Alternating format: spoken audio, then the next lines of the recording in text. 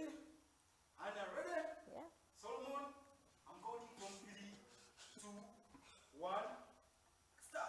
Good morning, Uganda. Habari za asubuhi. Mwasuze Mutia. Welcome to Arise on MCI Television. Feel free to follow this discussion on all our social media pages, Instagram, LinkedIn, social medias, all social media handles. Our hashtag today is going to be MCI Fellowship UG. My name is Hannah Arinaitwe alongside Solomon Chisate, and definitely it is a lovely Sunday morning to all our Christian viewers. I hope you have a nice time in church. And Hannah, I would want to inquire if you did pray today or you plan on going to church? Yes, I did. And yes, basically, and please continue following us on all our social media handles, and we shall definitely dive into our newspapers today.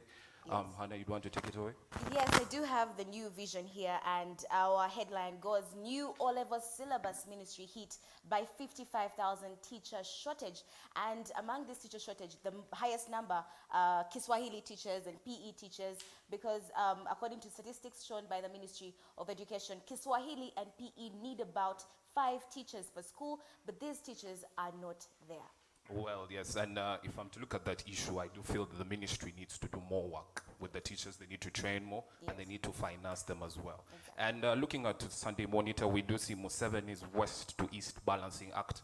I hope you're quite aware of what is happening in Ukraine. Yes, I am. Yes, and as a country, we did abscond from voting on this matter. Which is quite ironical because Ugandans naturally are opinionated people. So if they attend such kind of general assemblies and we have nothing to say, we're just, in the middle, it's quite ironic.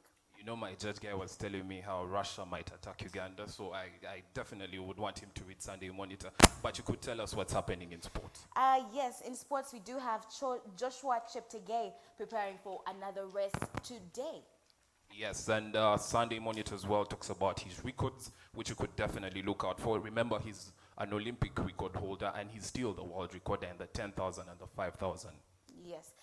In other news in the country, we have in the various activities. We have our live reporter Elijah on the spot at Jeffrey Hotel with the MCI Fellowship.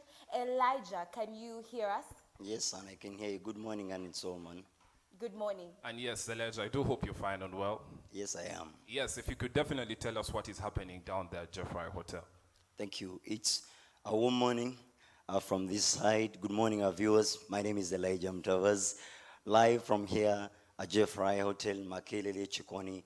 It's about 12 kilometers from Makelele main gate, and where 26 participants are here, getting more experience on more of becoming a one-man, one-woman journalist.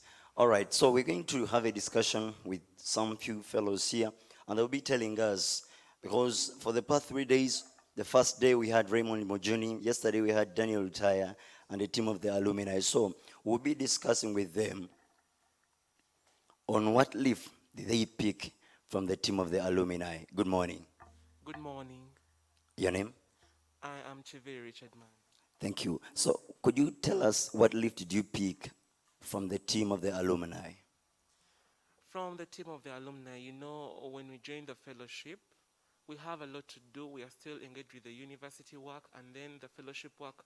So what they talked about is that if you have a lot on table, concentrate on one, relax, and first finish one thing and then do the other. So that's what I picked.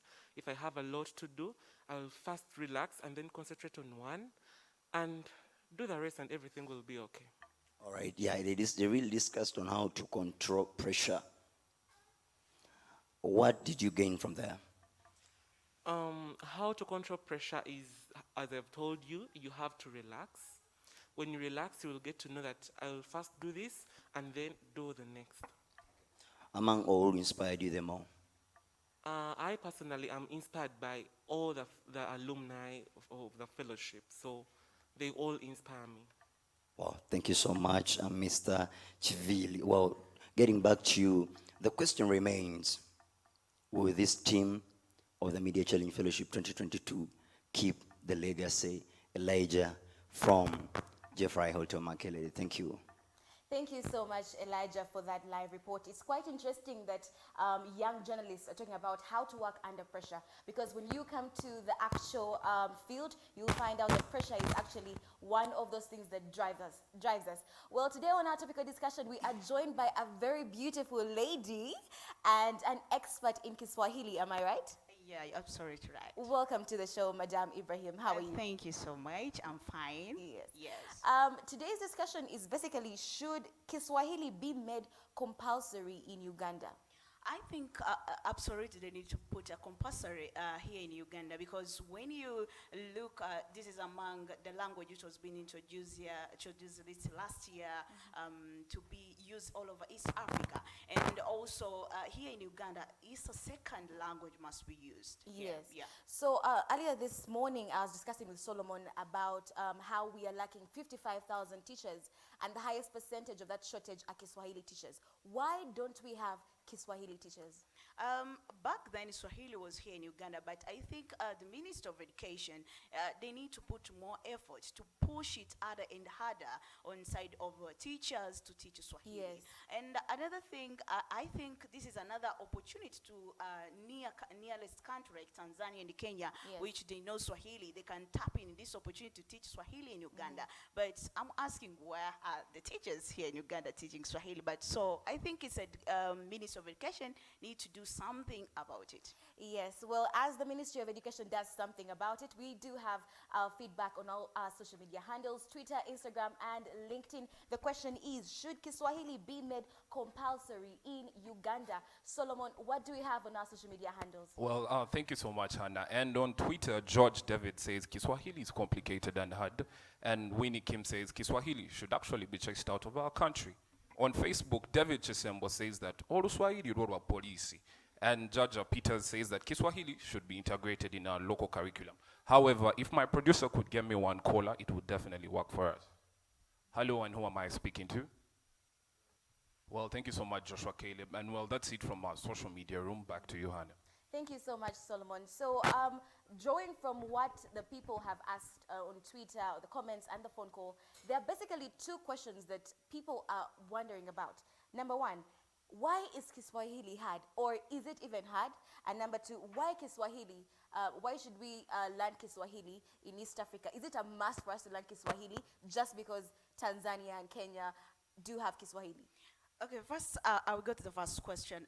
Swahili, it's not hard. It's a simple language, because when you check, I came to do some research about it. When you check, this is a language all over Africa. It's the language which is the first one to be used all over Africa among the languages.